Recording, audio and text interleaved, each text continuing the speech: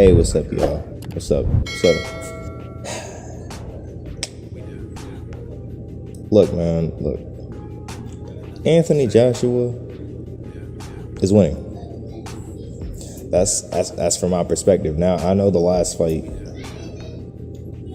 I understand that the last fight, consisted of Oleksandr Usyk completely dominating Anthony Joshua.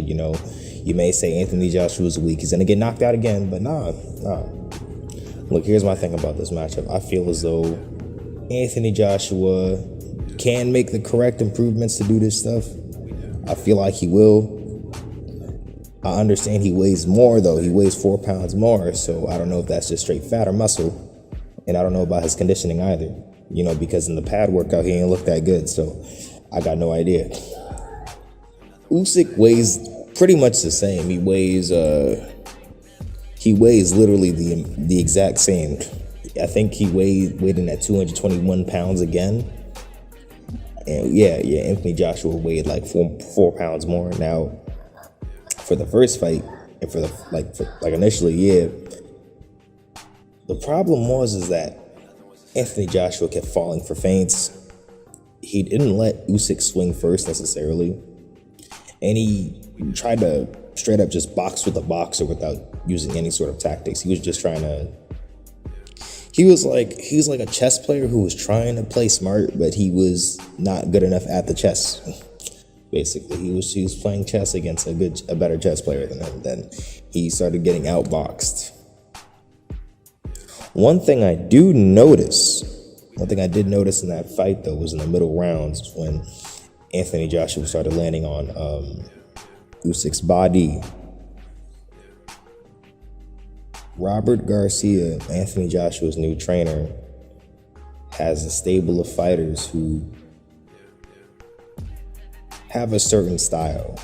Even Mikey Garcia, for instance.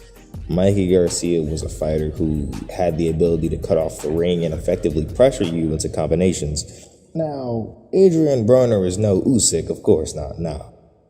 Adrian Broner ain't no Usyk.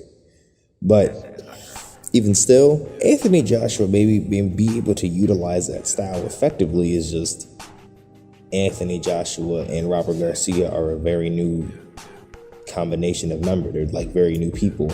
And I don't think Anthony Joshua is going to make significant changes to the style in such little time with Robert Garcia. So I hope Robert Garcia has made some adjustments to Anthony Joshua's game, but I'm not sure. And as for Usyk, he essentially, I assume he's going to share the same game plan. I don't know what it was.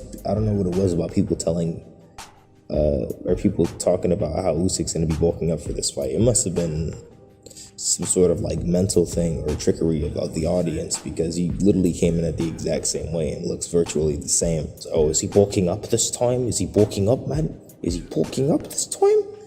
Oh, he might be coming with the AJ for knockout or something like that. But no, Usyk has struggled with fighters like Maris Briedis and Tony Bellew for sort of the same reason. Both Bellew and Briedis would let Usyk come towards them.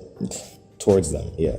I would say Bellew's performance against Usyk really stands out to the blueprint on how to defeat an Oleksandr Usyk. Now, I will say Tony Bellew is a lot more fluent and a lot more coordinated than Anthony Joshua, so I don't expect Anthony Joshua to be able to mock a Tony Bellew at all in a game plan, because Anthony Joshua is not as smooth. He's a lot more stiff and just doesn't have the same boxing skill as Tony Bellew at all.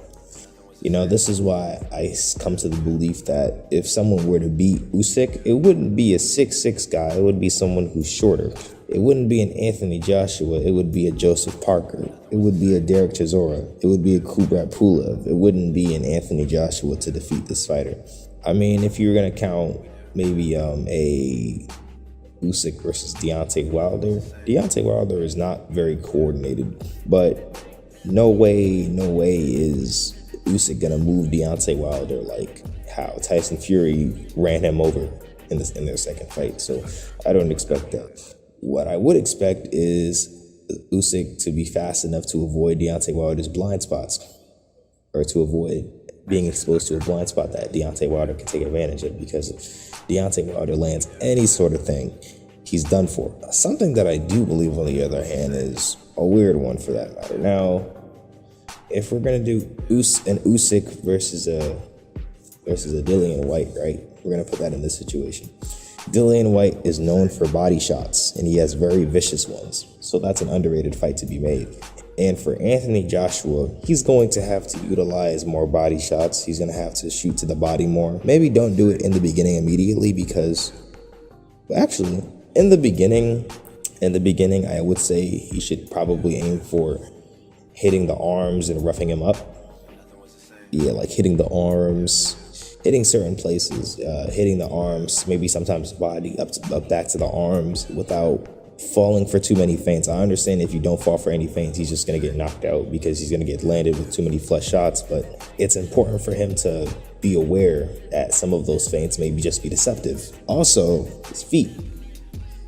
Now, as I've said before,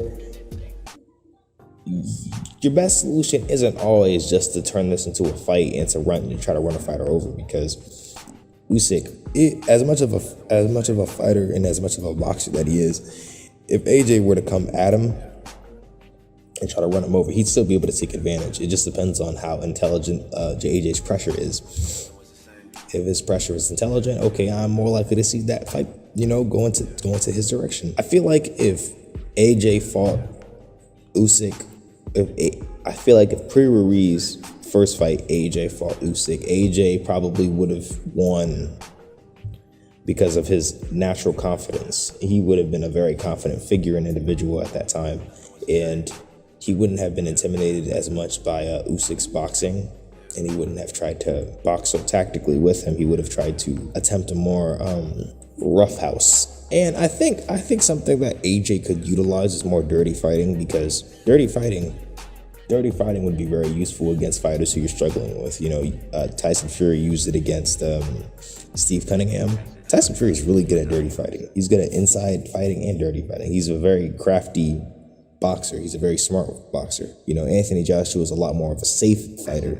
He's a safe fighter, but he's also an elite fighter. He fights very safe. He fights very polished. He doesn't use he doesn't do too much of that stuff. He mostly just fights in a more traditional way without resorting to using any sort of foul tactics, And when it comes to this fight, I pick AJ to win by a stoppage for a couple of reasons. Number one, I think AJ can make a comeback in this fight. I think he can. I think if he sharpens his mistakes that he once made in the last fight, he has a higher chance.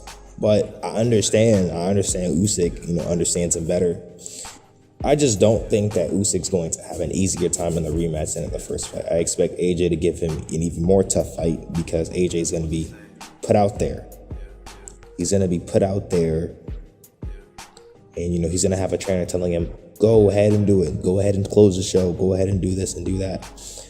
With new tactics, with a new idea, and with a new style, and with a new way of thinking, that's going to change Usyk's thought process and adjust his own game plan. I wonder if AJ is going to try to box with him, then start slugging it out. I'm curious to see how that will go.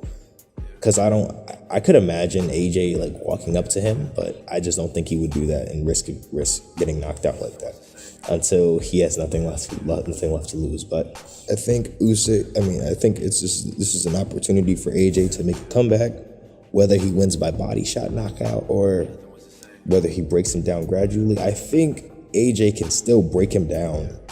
No matter if AJ was struggling with Usyk's movement and moving around, I think AJ could still walk him down. I think he still can. Maybe he could have came in lighter, actually. Maybe AJ could have potentially came in lighter, because with AJ, I feel like if he came in lighter, actually, I don't really know if that would do much either. Because AJ is not as coordinated as other heavyweights, because he's so big, Also, he's very bulky. He uses a lot of muscle, so he's stiff in general, and he also exhausts those muscles as well. If he wasn't as muscly, he would probably do well in rounds, but he chooses to be buff and be in really just muscly, just in great shape. And I personally think if AJ wants to have a longer career, he shouldn't be as like buffed up and muscly, because he looks like a model instead of a boxer. And also, it takes more energy to move all those muscles and fight for 12 rounds with those than you would if you had less in the first place.